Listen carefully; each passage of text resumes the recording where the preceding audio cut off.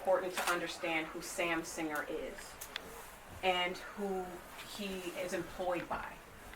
What Sam Singer is a public relations specialist that has been hired through a multi-million-dollar contract to protect a multi-million-dollar organization. So what they are trying to do and what he is paid to do is research and dig up as much dirt as possible so that his criminal employers can continue their speculative activity. That's what he's done, and that's what he's well known for across the San Francisco Bay Area. So the fact that Dominique has a job as an organizer is completely irrelevant to the work that Wedgwood has done in this particular state, the state of California, as well as 17 other states in America, which is go in to communities who have experienced trauma through the foreclosure crisis, take those homes, flip them, and displace predominantly black and brown communities from working class neighborhoods across America. So we have to be honest, and you all have a responsibility as journalists to do your due diligence and ask, why are you doing this? These women are engaged in a direct action, a nonviolent direct action, and he has spun it to put out false statements through the sheriff's office. He has spun it to try to make it seem like Dominique's work as an organizer and the rest of the women's work as an organizer that work on housing justice issues is somehow a problem, and that she's getting paid to do this work. If we could do anything, I would love to pay every single unhoused person to do housing work in the city of Oakland. If that's what it takes to make sure that this is not a problem in our city, then I would pay as much money as I possibly could. What I would ask Sam Singer is how much that is he earning for having to sell his soul to put children on the street. This house was vacant for over 2 years. And if we want to talk about how much money they're earning, how much money these mothers are earning, Dominique is earning, let's talk about how much are you getting paid? How much did Chevron have to pay you to say that they did not poison the Ecuador? How much did San Francisco have to pay you to say children should have their faces mauled off? How much do all of your employers have to pay you to do the devil's work? Let's be honest. So don't point out what a working class mother and who her employer is, for which I am. Let's be clear. The Alliance of Californians for Community Empowerment has, since its inception, and will continue to fight for black and brown working class people. And we do that for very little money. And the time that Dominique is doing is on her own time. So she is sacrificing her already small nonprofit salary to make sure every other homeless person in the city of Oakland has access to housing and that speculators are out of our communities. The criminals are the people who have stolen wealth and land from working class people. So we have to remember where the dynamics and where the power is in this situation. It is not with the victims, it's with the victimizers. If they are in fact evicted non-violently, peacefully, say by Wednesday afternoon, will the goal have been accomplished?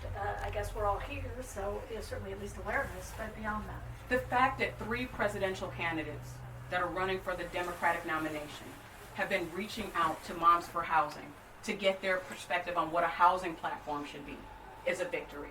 The fact that children have been sheltered for almost 2 months is a victory.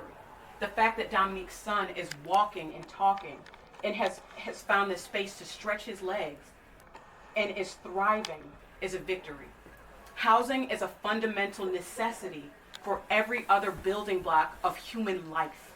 And the fact that we have become complacent and ignore the fact that people are living on the streets, we are denying our own humanity. So while we allow that to continue, a part of all of us is dying. This is a health and human services crisis. It's a health emergency.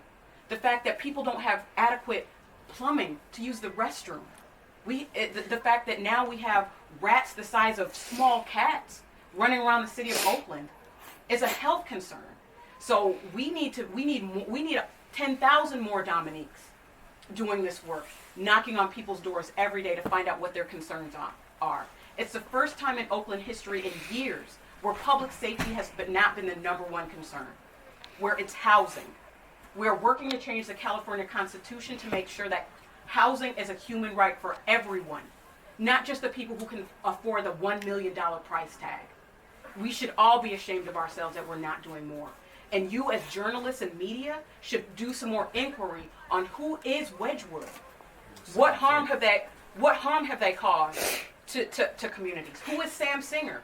What are some of the contracts that he's worked for? We have got to stop being individualists and think about the collective humanity and the collective safety of every human being on this planet. Because if we don't, we will all perish. And I hate to sound hyperbolic, but I'm really frustrated about how people are just taking one side of the story from a PR person. When Greg Geiser, who is on the board of a right-wing website called Prager University that perpetuates alt-right propaganda. Please do your research to find out who Greg Geiser is.